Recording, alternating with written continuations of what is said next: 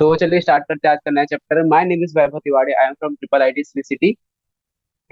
मेरा JEE rank था 39,000। आज हम लोग अपना नया चैप्टर स्टार्ट करने वाले हैं, तो चलिए स्टार्ट करते हैं। Chapter number 12, atoms. पहले हम लोग चैप्टर के नाम से चैप्टर की बेसिक अंडरस्टैंडिंग लेते हैं कि ये चैप्टर है क्या, किस बारे में है और इसमें क्या अपने को देखने मिलेगा। तो अपने को नाम से ही समझ आ रहा है, एटम्स।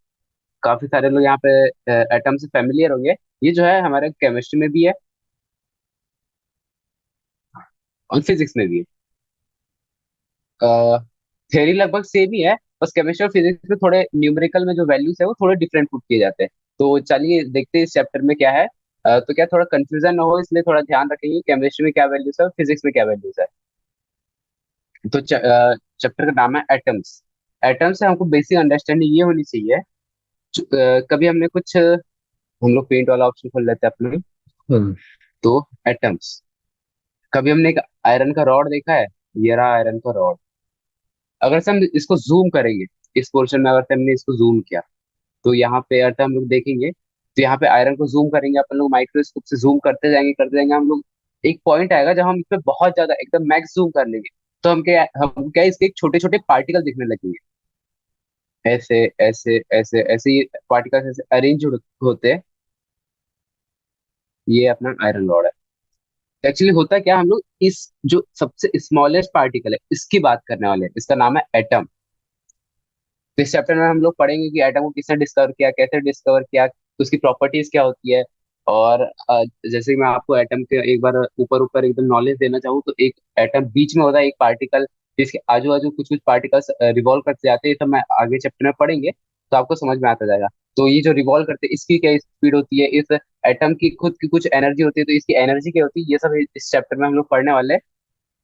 तो चलिए स्टार्ट करते हैं अपना नया चैप्टर, एटम्स। तो 12.1 इंट्रोडक्शन से स्टार्ट करते हैं हम लोग। By the 19th century, enough evidences had accumulated in favor of atomic hypothesis of matter. In 1897, the experiments of electric discharge through gases carried out by English physicist J.J. Thomson. ये नाम आपको थोड़ा याद करना पड़ेगा, ये आपको हर बार सुनने मिलेगा। जे थॉमसन ये थोड़े इंपॉर्टेंट साइंटिस्ट है, इन्हें काफी सारे रिसर्च के इस फील्ड में। 1856 और 1940 में इनका निधन हो गया। Revealed that atoms of different elements contain negatively charged constituent electrons that are identical for all atoms. जो जे थॉमसन था, इन्होंने कहा कि जो एटम्स ऑफ डिफरेंट एलिमेंट है, इनमें कुछ क्या होते हैं, नेगेटिवली चार्ज कंस्टिट्यूएंट होते हैं, जिसको उन्होंने इलेक्ट्रॉन का नाम दिया। That are identical for all atoms. जैसे मैंने आपको बताया, ये आयरन का अपना पीस था, ये अलग अलग एटम है। इन एटम में उन्होंने कहा कि बहुत सारे नेगेटिवली चार्ज पार्टिकल होते हैं, जो हर एटम में सेम होते हैं। हर इसमें मतलब इस नेगेटिवली चार्ज पार्टिकल को इन्होंने कहा इलेक्ट्रॉन। तो therefore an atom must also contain some positive charge to neutralize the negative charge on the electron. तो उन्होंने ये कहा, जब नेगेटिव चार्ज है तो पॉजिटिव चार्ज होना चाहिए, ताकि को नेगेटिव चार्ज को न्यूट्रलाइज करने के लिए अपने को एक पॉजिटिव चार्ज भी चाहिए।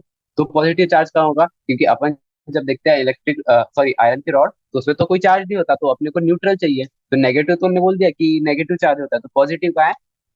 तो इन्होंने कहा कि ये जो स्पीयर है, इसके ऊपर होता है पॉजिटिव चार्ज, इसके स्पीयर के सरफेस पर। तो ये था जे जे थॉमसन का कहना कि सरफेस पे पॉजिटिव चार्ज है और इसके अंदर, एटम के अंदर नेगेटिव चार्ज है,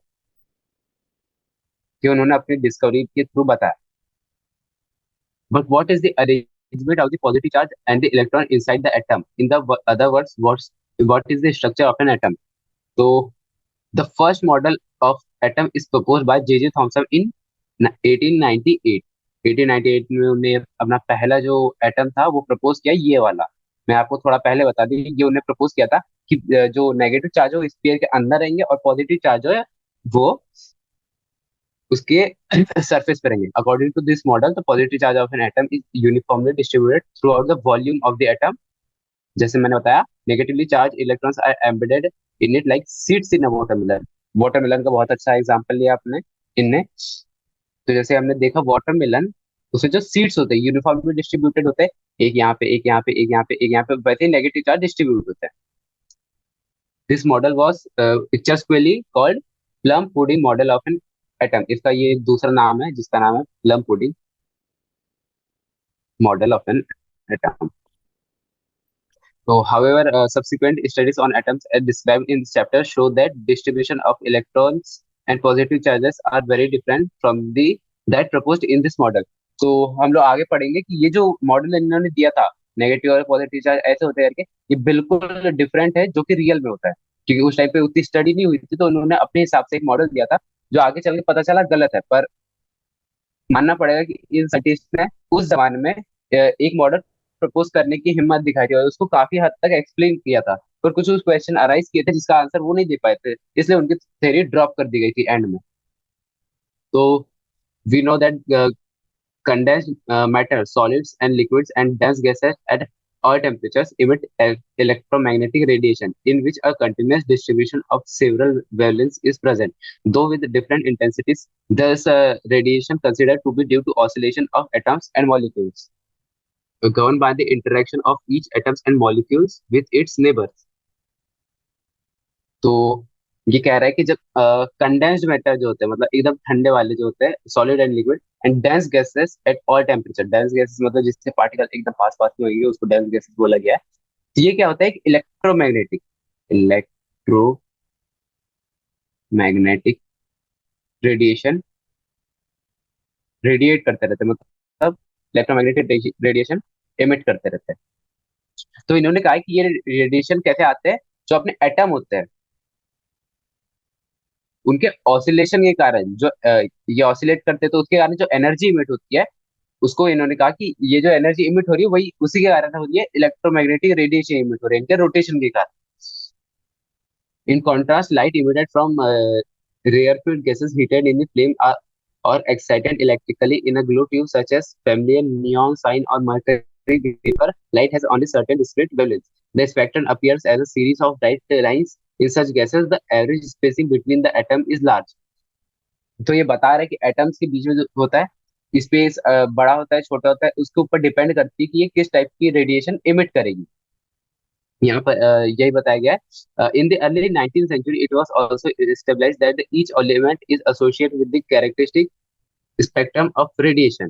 For example, hydrogen always gives the set of lines with fixed relative position between the lines. और धीरे धीरे यहाँ पे एक्सपेरिमेंट होते जा रहे थे और यहाँ पे अभी हम लोग अर्ली 19th सेंचुरी में आ गए थे, मतलब जे थॉमसन के थोड़े से बाद. तो इन्होंने कहा कि जो each element is associate with the characteristic spectrum of radiation. हर जो होता है एलिमेंट, उसकी अलग अलग प्रॉपर्टी होती है और वो अलग अलग रेडिएशन इमिट करता है अकॉर्डिंग टू इट्स प्रॉपर्टी. तो धीरे धीरे एक्सपेरिमेंट हो रहे थे और सब लोग अपने अपने थ्योरी देते जा रहे थे. पर जे थॉमसन ने जो दिया था उसको कंप्लीटली मना कर दिया गया था, डिस्कार्डेड. क्योंकि वो उनका कहना था कि ये जो है पॉजिटिव सीरीज यहाँ पे और नेगेटिव यहाँ पे रहेंगे, तो अपना जो दूसरा वाला रहेगा वो पॉजिटिव टू पॉजिटिव रिपल करेगा ना, हमेशा रिपल करेगा. तो क्या इसमें कभी इंटर बॉन्डिंग हो ही नहीं पाएगी, तो ये वाला मॉडल उतना ज्यादा फेमस नहीं हो पाया था इस वजह से. तो this fact suggested an intimate relationship between the internal structure of an atom and the spectrum of radiation emitted by it. हाँ, तो ये वाला लाइन थोड़ा देखेंगे. Thus, fact suggested an intimate relationship between the internal structure of an atom and the spectrum of radiation emitted by it. तो जिस type को वो रेडिएशन इमिट कर रहा है, जिस टाइप को वो रेडिएशन इमिट कर रहा है, इमिट, उससे हम उसके इंटरनल स्ट्रक्चर की प्रॉपर्टी पता लगा सकते हैं. क्योंकि जिस टाइप के उसके अंदर एटम होगा उसी टाइप का वो रेडिएशन एमिट करेगा. तो इन 1885 Johan Jacob बेलमर obtained a simple empirical formula which give wavelength of a group of lines emitted by a atomic hydrogen. ये इस टाइम पे 1885 पे कोई साइंटिस्ट है जोहान जेकोब बेलमर, उनने कुछ फॉर्मूला दिया था, फॉर्मूला जिससे we can find the wavelengths wavelengths of emitted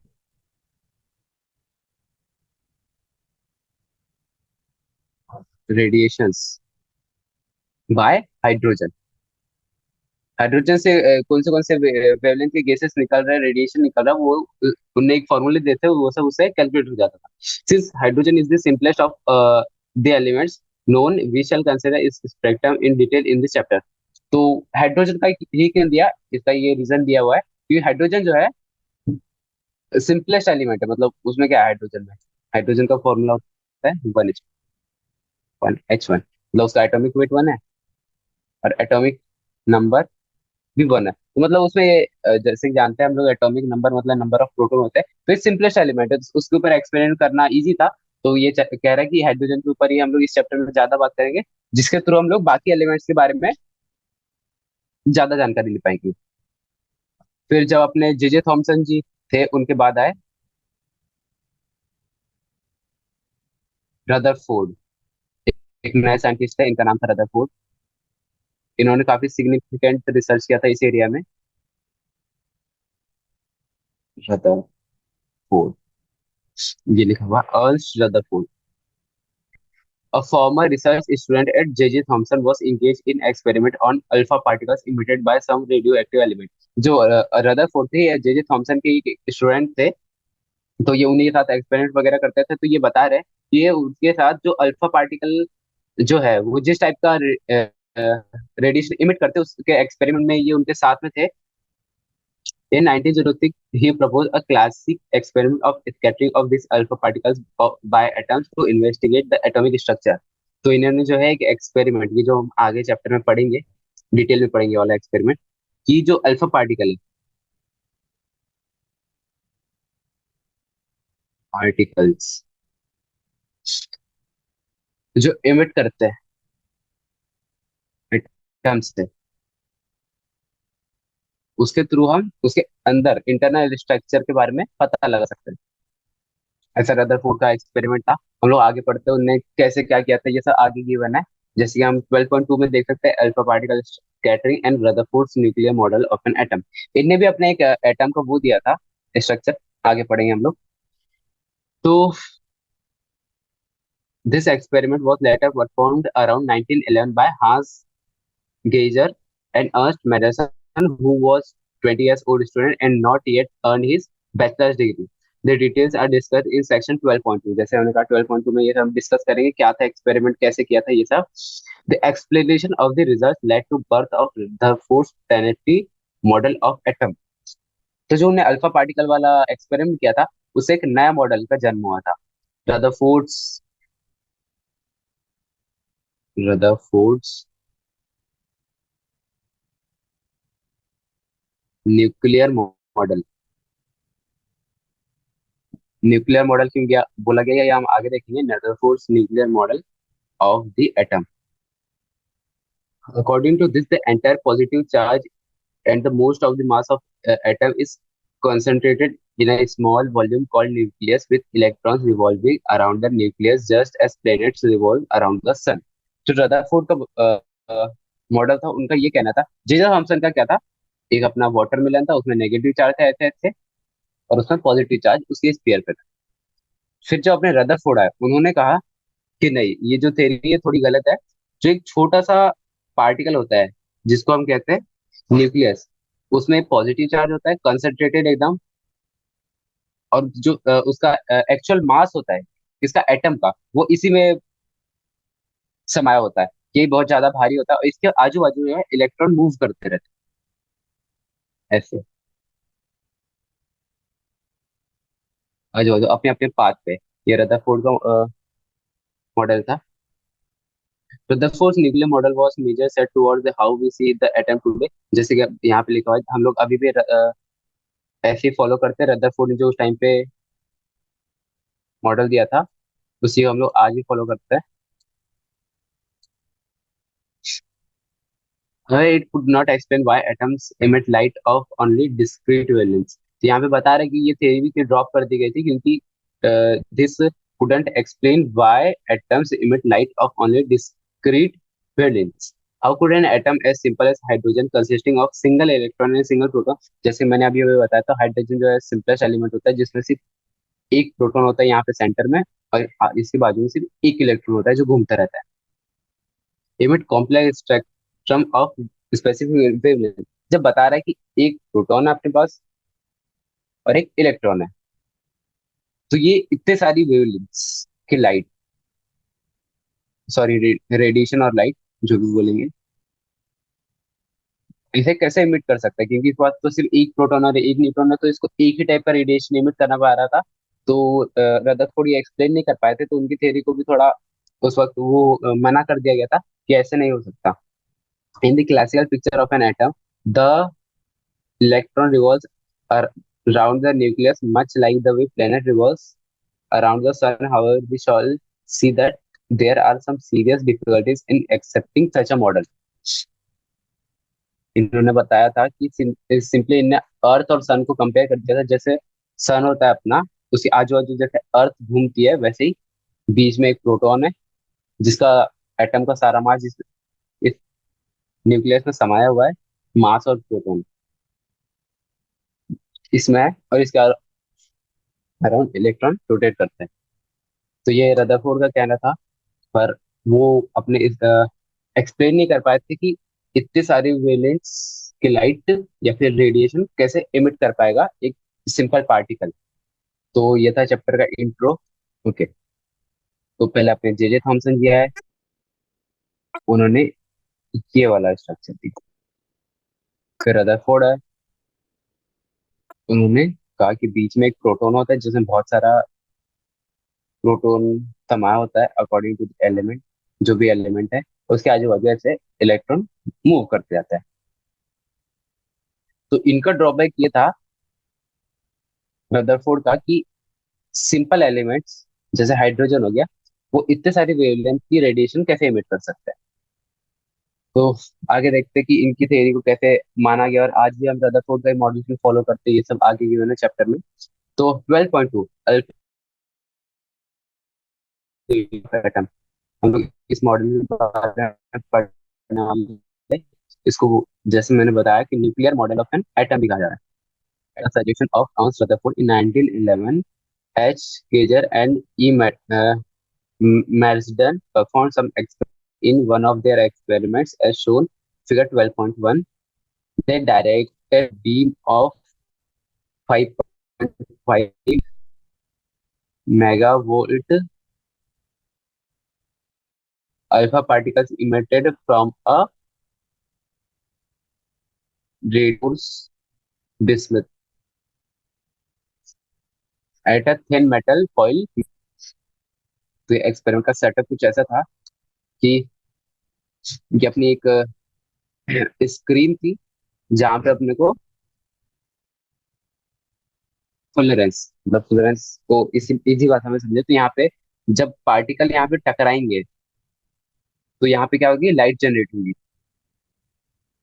जैसे पत्थर से पत्थर टकराने पर जब लाइट इमिट होती है, वैसे यहाँ पे जब पार्टिकल टकराएंगे छोटे मोटे भी, तो यहाँ पे लाइट जनरेट होगी।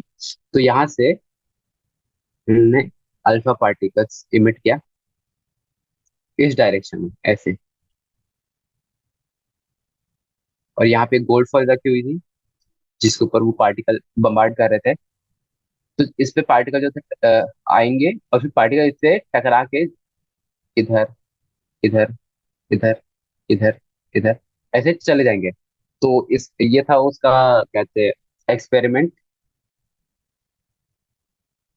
तो पढ़ते हैं इस एक्सपेरिमेंट का क्या कंक्लूजन निकला, क्या था इसमें।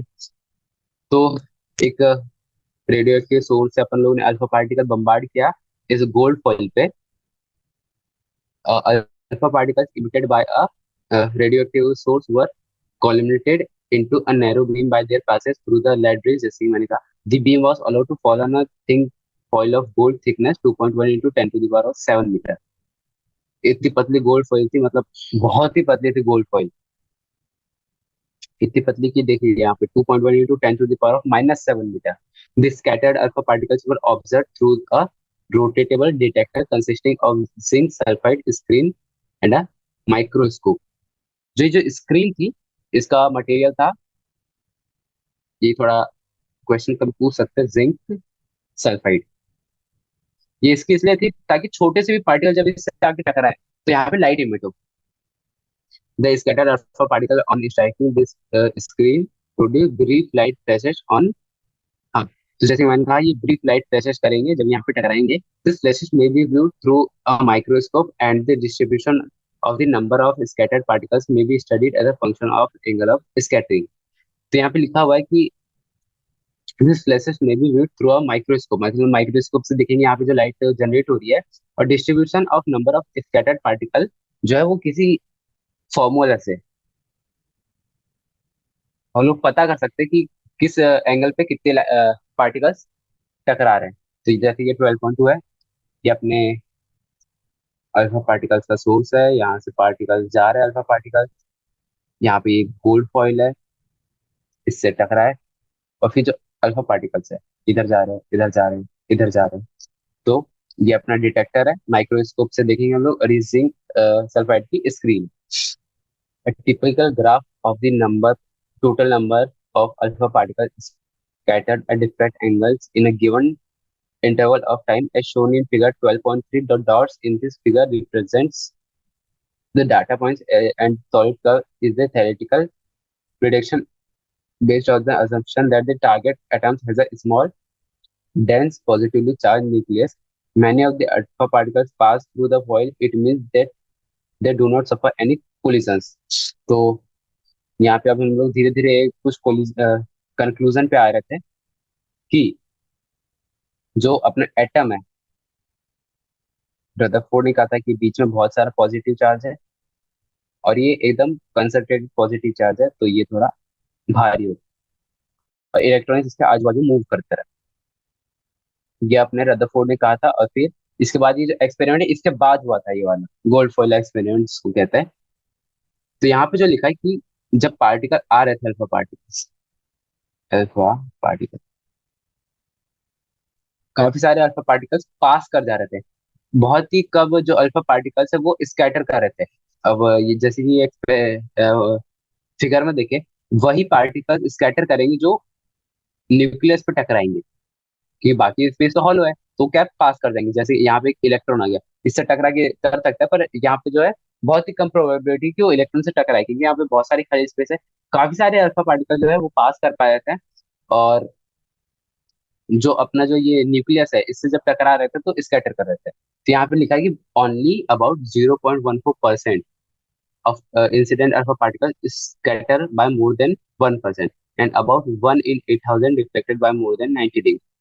तो ये बता रहा है, फिगर बता रहा है कि बहुत बहुत कम जो है वो ऐसे ऐसे गए थे, बाकी सारे के सारे पार्टिकल्स पास कर रहे। Rutherford argued that to deflect the alpha particles backward, it must experience a large repulsive force. This force could be provided if the greater part of the mass of the atom and its positive charge was concentrated tightly at its center। तो ये बता रहा है कि जब ये positive charge है, alpha particles ऐसे जाके ऐसे तभी आएगा जब यहाँ पे बहुत बड़ा कोई पॉजिटिव चार्ज। तो ये थ्योरी प्रूव कर रही थी कि बीच में जो है अपना एक पॉजिटिव चार्ज का एक सर्कल होता है, कंसंट्रेटेड सर्कल, जिसमें बहुत सारे पॉजिटिव चार्ज होते हैं, तो इसमें रिपल्शन जो है होता है बहुत ज्यादा ही होता है। तो ये ऐसे जाके टकरा के तभी वापस आएगा जब यहाँ पे बहुत सारा पॉजिटिव चार्ज। तो ये थ्योरी धीरे धीरे J J Thomson, sorry, Rutherford model को सपोर्ट करती जा रही थी कि हाँ बीच में एक पॉजिटिव चार्ज होता है, आजू बाजू इलेक्ट्रॉन होते हैं जो पूरा हॉलो होता है। ये जो अल्फा पार्टिकल एक्सपेरिमेंट है ये सपोर्ट कर रहा था रदरफोर्ड की थ्योरी को। Then the incoming alpha particle could get very close to the positive charge without penetrating it, and such a close encounter would result in a large reflection. This agreement supported the hypothesis of nuclear atom. जैसे मैंने बताया, this supported the hypothesis of nuclear atom. This is why Rutherford is credited with the discovery of nucleus. Rutherford को credit किया गया discovery of nucleus. तो उन्होंने nucleus की खोज करी थी। न्यूक्लियस होता है अपने बीच वाला एटम जिसमें बहुत सारा मास होता है और बहुत सारा पॉजिटिव चार्ज होता है। तो इसलिए ये एक्सपेरिमेंट बहुत ज्यादा फेमस है, क्योंकि जे जे थॉमसन ने ऐसा कुछ नहीं बताया था, उन्होंने तो बस अपनी एक बेसिक थ्योरी दे दी थी, बीच में नेगेटिव चार्ज और बाजू में पॉजिटिव चार्ज। पर रदरफोर्ड ने इसको थोड़ा डीप में स्टडी किया, और फिर इनका ये अल्फा पार्टिकल वाला एक्सपेरिमेंट भी इसको थोड़ा सपोर्ट कर रहा था, तो इनको थोड़ा सम्मान मिला उस टाइम पे। The Rutherford's nuclear model of the atom, the entire positive charge and the most of the mass of the atom are concentrated in the nucleus with the electrons some distance away। जैसे कि मैंने बताया था electron थोड़ा आजू बाजू revolve करते रहते हैं. The electrons would be moving in orbit about the nucleus just as the planet do around the sun. Rutherford's experiment suggested the size of the nucleus to be about 10 to the power of minus 15 meter to 10 to the power of minus 14 meter.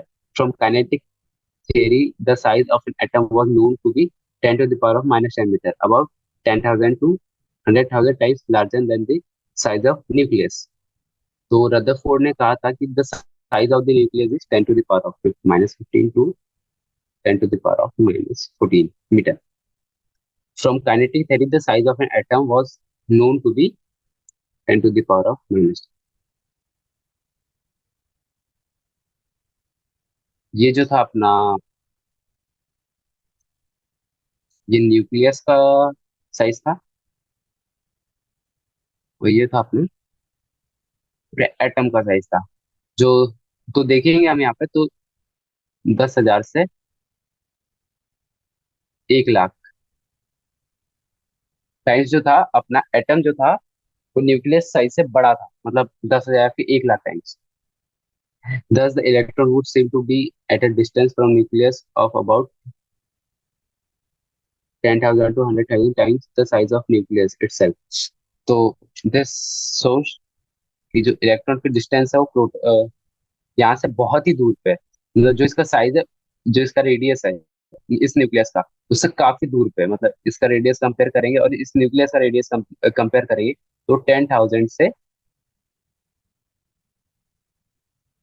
1 lakh के factor से very कर रहा है. thus most of an atom is an empty space. तो यहाँ से हमको पता चला कि ये बहुत बड़ा डिस्टेंस है with respect to this distance. तो ये जो पूरा एटम इतना बड़ा, ये पूरा हॉलो ही है इससे, क्योंकि इसका पूरा मास यहाँ पे कंसंट्रेटेड है. तो यहाँ पे इक्का दुक्का इलेक्ट्रॉन घूम रहे तो उनसे ज्यादा, उससे ज्यादा फर्क नहीं पड़ रहा, क्योंकि इतने बड़े स्फीयर में अगर एक इलेक्ट्रॉन घूम भी रहा है तो उससे ज्यादा इफेक्ट नहीं पड़ पा रहा था. However, when alpha particles comes near to a nucleus, the intense electric field there scatters it through a large angle. जैसे कि अभी हमने बात किया था, अल्फा पार्टिकल जैसे न्यूक्लियस के पास आ रहा था तो लार्ज एंगल से डेविएट कर रहा था. The atomic electrons being so light do not appreciably affect the alpha particle. तो यहाँ से पता चलता है कि अपने जो इलेक्ट्रॉन है वो बहुत ज्यादा लाइट थे और उनकी एनर्जी बहुत कम थी विथ रिस्पेक्ट टू दिस, क्योंकि यहाँ पे बहुत सारे प्रोटॉन एक साथ है. तो इलेक्ट्रॉन की एनर्जी अल्फा पार्टिकल्स को ज्यादा डिफ्लेक्ट नहीं कर पा रही थी. तो इससे पता चला कि इलेक्ट्रॉन पावर बहुत कम है, क्योंकि वो एक ही है ना इलेक्ट्रॉन, यहाँ पे बहुत सारे प्रोटॉन एक साथ है. तो ये पूरा डिफ्लेक्ट कर पा रहा था, ये उतना डिफ्लेक्ट नहीं कर पा रहा था इलेक्ट्रॉन. तो the scattering data shown in figure 12.3. मेरा अपना 12.3 तो ग्राफ थोड़ा अंडरस्टैंड करते हैं क्या लिखा है इसमें. ये नीचे में एंगल गिवन है, 0 एंगल पे 20, 40 ऐसे करके 180, और ये सब ग्राफ है. मतलब कुछ जो पार्टिकल्स है अल्फा के, वो बिल्कुल भी डेविएट नहीं करता, मतलब वो हॉलो एरिया से ऐसे ऐसे पास करे काफी सारे. कुछ 20 डिग्री पे मूव करे, मतलब जो इससे थोड़े से पास से गया हुआ वो ऐसे मूव कर गया हुआ, जो ऐसे गया ऐसे, जो थोड़े इसके पास से गया हुआ ऐसे मूव कर गया हुआ थोड़ा ज्यादा. तो ये सब दिखा रहा है कि ऐसे ग्राफ जो बहुत ही कम पार्टिकल थे वो 180 डिग्री पे वापस गए थे, जो बिल्कुल इसके सेंटर से टकराए होंगे ना, वो वापस हो गए होंगे एकदम 180 डिग्री. ये अपना 12.3 बता रहा है. As the gold foil is very thin, it can be assumed that the alpha particles will suffer not more than one scattering during their passes through it. Therefore, computation of the trajectory of an alpha particle expected by a single nucleus is enough. Alpha particles are nuclei of helium atoms and therefore carries 2 units electron of positive charge and have a mass of helium. The charge of gold nucleus is Z, where Z is the atomic number of the atom. For gold, it is 79. तो यहाँ पे बता रहा है कि जो उसका atomic number होता है उस पे किसी एटम में. Since the nucleus of a gold is about 50 times heavier than the alpha particle, ये अल्फा पार्टिकल जो होता है वो He के He से बनता है अपना अल्फा पार्टिकल. तो इसमें होता है 2 इलेक्ट्रॉन, 2 पॉजिटिवली चार्ज इलेक्ट्रॉन, और इसमें अपने गोल्ड में होता है 79 प्रोटॉन.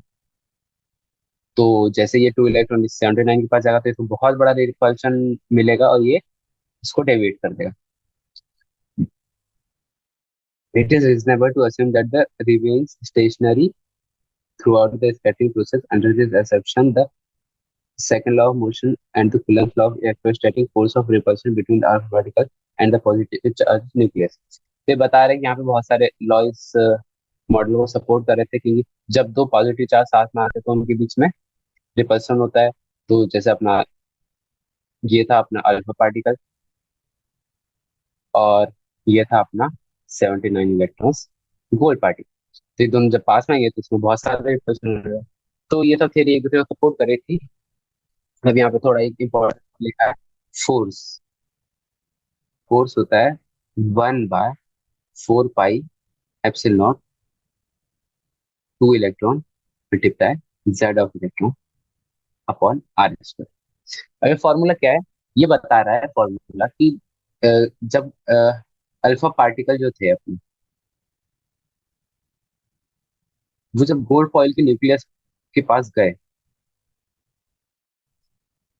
तो उनको कितना फोर्स मैग्नीट्यूड का फोर्स एक्सपीरियंस हुआ. तो अपने यहाँ पे 4 पाई एप्सिलॉन कांस्टेंट है, 2 भी कांस्टेंट है. इलेक्ट्रॉन का चार्ज होता है 1.9 into 10 to the power of minus something. और जेड ऑफ इलेक्ट्रॉन है, मतलब यहाँ पे गोल्ड का जेड आएगा जो कि होगा 79 इलेक्ट्रॉन. और आर स्क्वायर होगा उन दोनों के बीच का डिस्टेंस कि वो कितने दूर से पास किया था. तो इस फॉर्मूले से हम लोग को पता चला कि कितने उसको मैग्नीट्यूड का फोर्स एक्सपीरियंस हुआ था जब उसके पास से वो पास किया था. तो अपन आ गया 12.2.1 पे. ये रहा इसका इलेक्ट्रॉन का charge 1.6 into 10 to the power minus 19 coulomb. तो अल्फा पार्टिकल ट्रेजेक्ट्री पढ़ेंगे 12.1 में. तो 12.2.1 अल्फा पार्टिकल ट्रेजेक्ट्री. जब अपने अल्फा पार्टिकल ऐसे बम्बार्ड किया इसके ऊपर, न्यूक्लियस को थोड़ा और से जूम करके देखे तो इसको न्यूक्लियस बोल देते हैं हम लोग. अभी हम लोग ने इसको जूम किया तो इसके अंदर बहुत सारे पॉजिटिव चार्ज है कंसंट्रेटेड. बहुत सारा जूम किया हमने इसको. तो ऐसे ऐसे ये अल्फा पार्टिकल आने वाले हैं अभी. तो ये जो आएगा सबसे मिडिल में जो आएगा ये 180 डिग्री पे डेविएट कर जाएगा. ऐसे बहुत ही कम पार्टिकल होंगे जो 180 डिग्री पे डेविएट करेंगे. ये तीन जो है ये पार्टिकल 180 डिग्री पे डेविएट. ये जो अपना पार्टिकल है सबसे ऊपर वाला, ये थोड़ा ऐसे करके निकल लेगा. ये जो सबसे बाजू वाला वो ऐसे करके निकलेगा थोड़ा. ये जो है ये ऐसे करके निकलेगा. कोई ऐसे आएगा.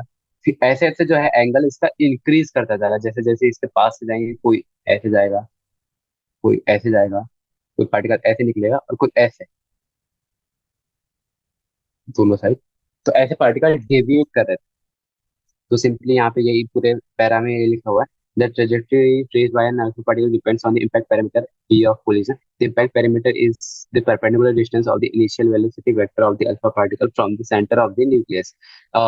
Given beam of alpha particles has a distribution of impact parameters b so that the beam is scattering in various directions with different probabilities. In the beam, all particles have nearly same kinetic. तो alpha particle जो है सब में same ही kinetic energy थी, ये बता रहे हैं. It is seen that an alpha particle close to the nucleus suffers less scattering in case of head-on collision. The impact parameter is minimum and the alpha particle rebounds back to theta is equal to pi. ये जो मैंने आपको अभी समझाया diagram के through, यहाँ पे वही वो एक्सप्लेन करना चाह रहा है. तो थ्योरी में ज्यादा नहीं घुसेंगे. The fact that only a small fraction of the number of incident particles rebound back indicates that the number of alpha particles undergoing head-on collision is small. जैसे मैंने बताया कि सिर्फ कुछ ही पार्टिकल थे जो 180 डिग्री पे वापस हो रहे थे. बाकी सब जो थे स्कैटर कर रहे थे इधर उधर. This in turn implies that the mass of positive charge of an atom is concentrated, जैसे ये हम लोग ने डिस्कस कर लिया, in a small volume. Therefore, scattering therefore is a powerful way to determine an upper limit of the size of nucleus. तो ये theoretically आपने डायग्राम से समझा. अब यहाँ पे एक एग्जांपल दिया. In a Rutherford's nuclear model of an atom, the nucleus का जो रेडियस है वो है 10 to the power of -15 metre. Radius of nucleus. is energy equals to the sun about the electron move in the orbit of 10 to the power of minus 10 metre. ये क्या radius of electron, कितनी दूरी पे electron है किससे, nucleus से। Like Earth orbits around the sun, if the dimension of the solar system had the same proportion as those of the atoms, would the Earth be closer to or farther away from the sun than actually it is?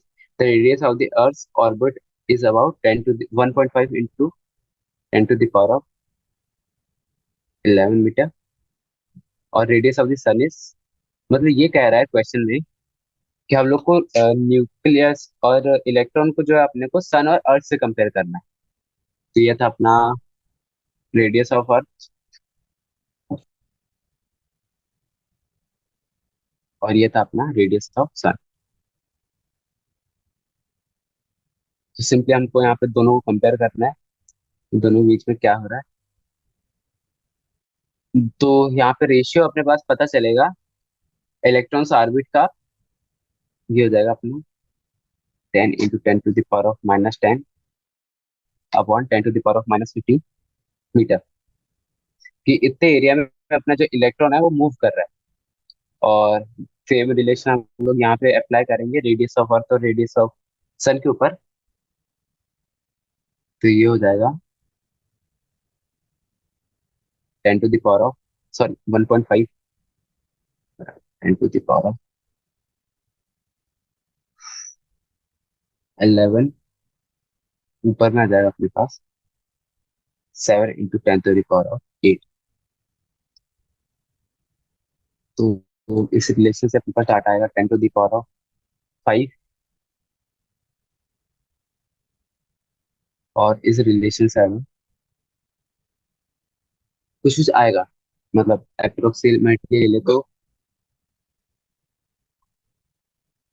10 to the power of 3 के terms में आएगा, ये approx है। तो यहाँ से हम लोग पता चल रहा है कि that the atom contains a much greater fraction of empty space than our solar system does। यहाँ पे 10 to the power of 5 के फैक्टर में आ रहा है, यहाँ पे 10 to the power of 3 के फैक्टर में आ रहा है। तो जो अपना एटम है इसमें खाली स्पेस बहुत ज्यादा है as compare to the earth and sun. ये था इस क्वेश्चन में।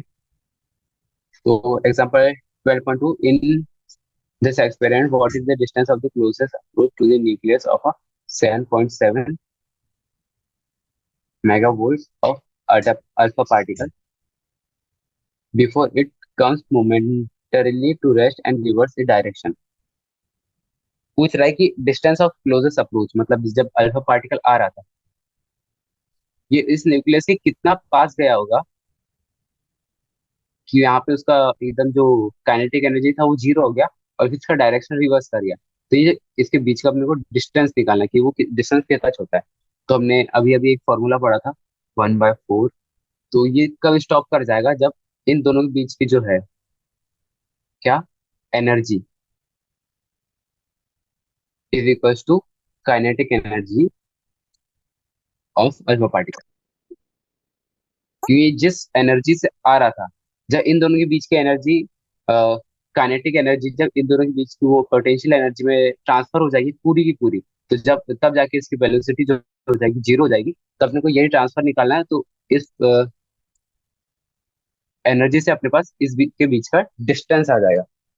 तो सॉल्व करते हैं इसको। फॉर्मूला है 1/4 I epsilon not two electron z of electron upon d। तो यहाँ पे आ जाएगा 2z E² अपॉन 4 पाई डी। तो डी का यहाँ से अपने पास फॉर्मूला आ जाएगा,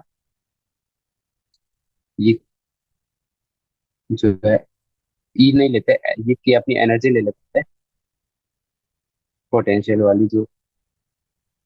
तो यहाँ से डी का वैल्यू आ जाएगा 2z E² upon 4 pi epsilon के। अब दूसरी वाली एनर्जी निकालेंगे, कौन सी, काइनेटिक वाली, kinetic energy of alpha particles तो अपने पास इसकी वैल्यू गिवन है 1.2 into 10 to the power of -12 joule.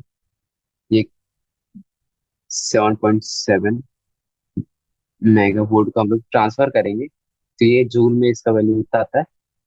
फिर यहाँ पे गिवन है 1/4 पाई का वैल्यू होता है 9 into 10 to the power of 9। और फिर इलेक्ट्रॉन की वैल्यू भी अपने को पता है, इलेक्ट्रॉन में चार्ज की value 1.6 into 10 to the power of -19। और यहाँ पे तो जेड है, इसकी वैल्यू अपन को 79 ली, क्योंकि यहाँ पर हम लोग गोल्ड के साथ काम कर रहे हैं। तो हम लोग जब इसको पूरा सॉल्व करेंगे, पूरी वैल्यूज इसमें पुट कर देंगे, तो डी की वैल्यू अपने पास आ जाएगी 3.84 into 10 to the power of -16।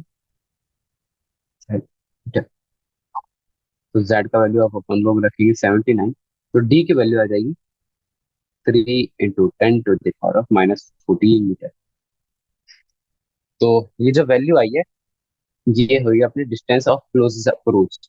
मतलब जो अपने अल्फा पार्टिकल है और जो अपना न्यूक्लियस है, उसके बीच में मिनिमम इतना डिस्टेंस हुआ था, फिर इसके बाद से बाउंस बैक किया।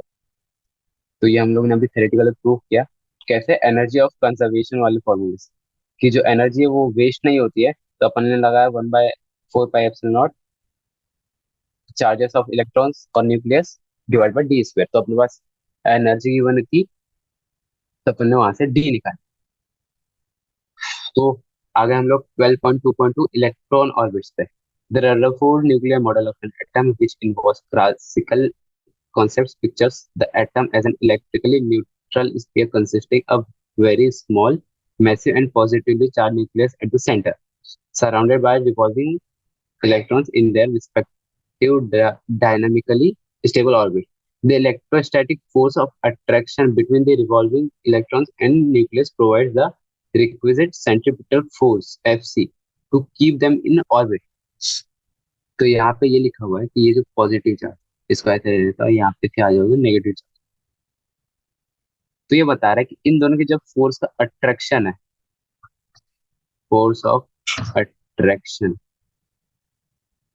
इज इक्वल्स टू, जो ये घूम रहा है इसमें जो सेंट्रीपिटल फोर्स प्रोड्यूस हो रहा है, इसे घूमने के कारण एक फोर्स जनरेट होएगा ये बाहर की तरफ। तो फोर्स ऑफ अट्रैक्शन जो है और जो फोर्स ऑफ सेंट्रीपिटल वाला है, वो इक्वल होंगे, तभी ये जो है अपनी ऑर्बिट पे घूमता रहेगा। नहीं तो फिर ये अर्थ ये कम ज्यादा हुआ तो तभी ये इसमें अट्रैक्ट होकर इसमें समा जाएगा या फिर ये बाहर चले जाएगा। तो इन दोनों को इक्वल रहना पड़ता है, ताकि अपनी ऑर्बिट पे हमेशा यूनिफॉर्मली रोटेट करता जाए। तो यहाँ पे ये लिखा है force of attraction electron is equal to force of centrifugal. तो इसका फॉर्मूला अपन ने लास्ट चैप्टर्स में पढ़ा हुआ है, mv² बाय r। और इसका होता है 1/4 pi epsilon not E square. E square कहाँ से आया? ई स्क्वायर आया एक इलेक्ट्रॉन एक प्रोटॉन के बीच का चार्ज, और आर स्क्वायर है उन दोनों के बीच का डिस्टेंस। तो यहाँ से एक इंपॉर्टेंट फॉर्मूला जनरेट होने वाला है, r is equal to E² by 4 pi epsilon m v square. जब अपने पास mass of an particle given रहेगा और उसकी वेलोसिटी गिवन रहेगी, किस वेलोसिटी से वो रोटेट कर रहा है, मास ऑफ एन किसका? इलेक्ट्रॉन। और ये कितना है, किस वेलोसिटी से वो मूव कर रहा है, तो हम लोग बता सकते हैं कि वो कितनी दूरी से है, किससे? न्यूक्लियस से। ये रिलेशन से यहाँ पे पता चल जाएगा कि वो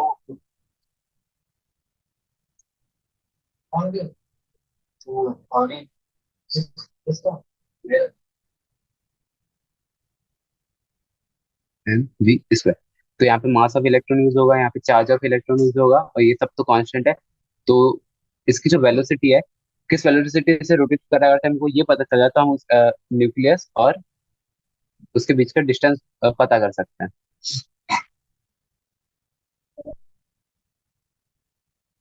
तो ये अपने पास एक फॉर्मूला है, काइनेटिक काइनेटिक एनर्जी और electrostatic potential energy of an electron in the hydrogen atoms r. ये बता रहे काइनेटिक एनर्जी का formula half m v square होता है।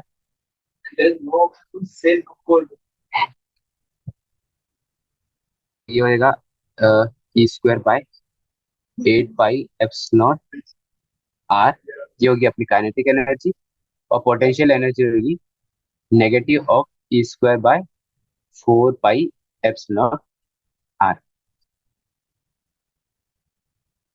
तो ये अपनी काइनेटिक एनर्जी और पोटेंशियल एनर्जी का फॉर्मूला गया, जो कि रेडियस पे डिपेंड कर रहा है, बाकी सब यहाँ पे कांस्टेंट है।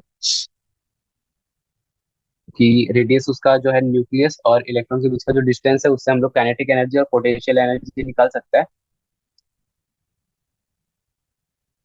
तो जो टोटल एनर्जी होती है वो होती है sum of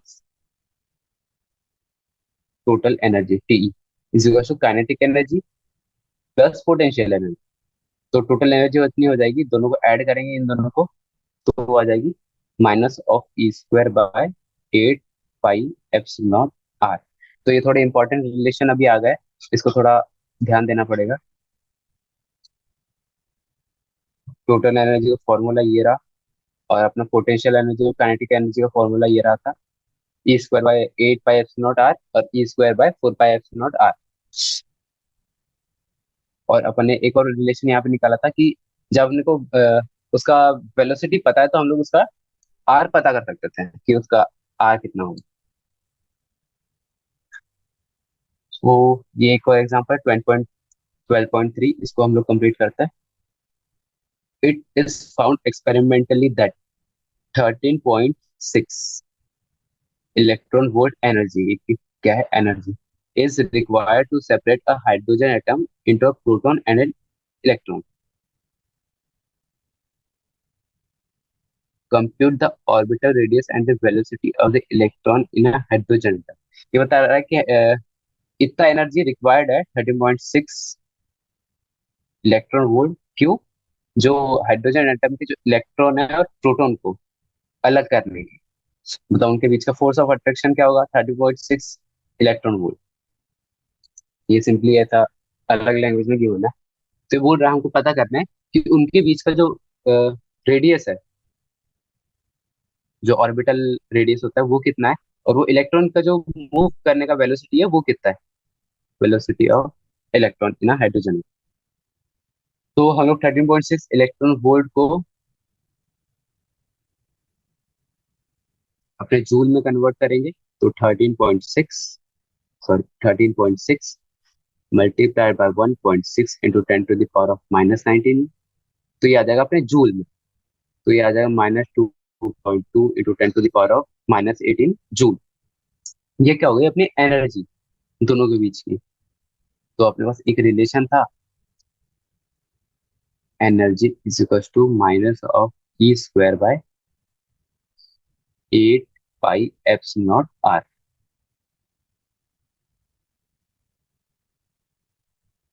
is equal to ये वाली एनर्जी, क्योंकि पूरी एनर्जी अपने पास अभी काइनेटिक वाली है, तो ये हो जाएगा minus of 2.2 into 10 to the power